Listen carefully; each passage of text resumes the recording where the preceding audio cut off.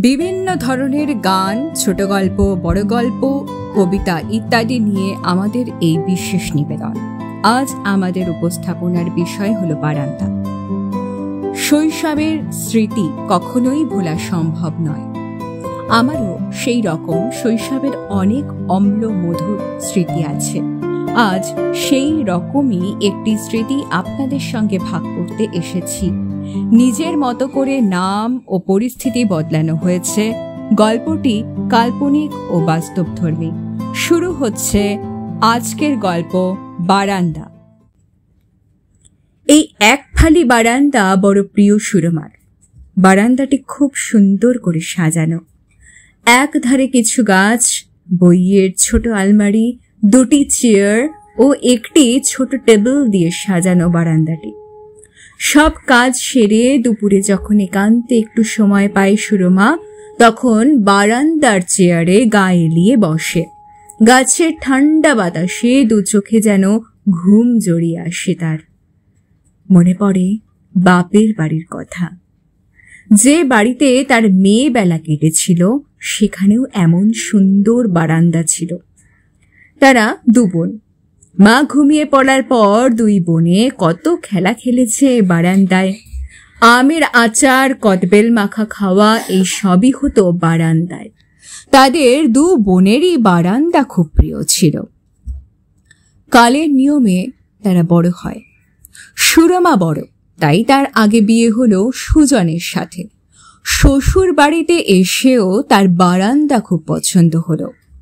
বই পড়তে সুরমা বরাবরই ভালোবাসে। প্রত্যেক দুপুরে বারান্দায় বসে বিভিন্ন বই পড়া সুরমার রুটিন। এক সময় তার খোকা হয়। তাকে স্নান করানোর জন্য আদর্শ জায়গা এই বারান্দা। খোকাকে খাবার খাওয়ানোর জন্য বেছে নিয়েছিল সুরমা বারান্দা। গরমের দিনে ঘুমানোর জন্য আদর্শ স্থান এই বারান্দা। সুরমা ও সুজনের ছেলে সুমন এখন অনেক বড় হয়ে গেছে। বড় কোম্পানিতে চাকরি করে সে। সুরমা ও সুজনের ইচ্ছা এবার আর একজন নতুন সদস্য তাদের বাড়িতে আসুক। আজ সুমন ও সৃজার পাকা দেখা। সত্যি কত তাড়াতাড়ি দিন কেটে যায়। মনে হয় এই তো সেদিন এই খোকাকে বাড়িতে আনলাম, আর কদিন পর খোকার বিয়ে।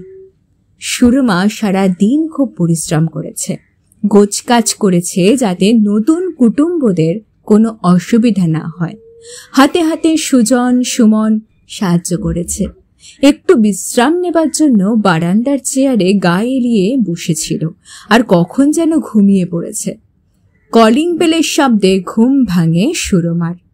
হয়তো নতুন কুটুম্বরা এসে পড়েছেন। আপনারা সুমন ও সৃজাকে আশীর্বাদ করবেন যাতে ওদের নব দাম্পত্য জীবন সুখের হয়।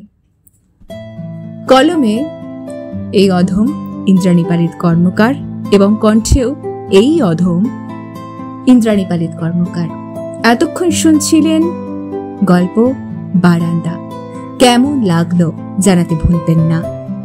কমেন্ট করে জানাবেন। আপনাদের মতামত আমাদের জন্য মূল্যবান।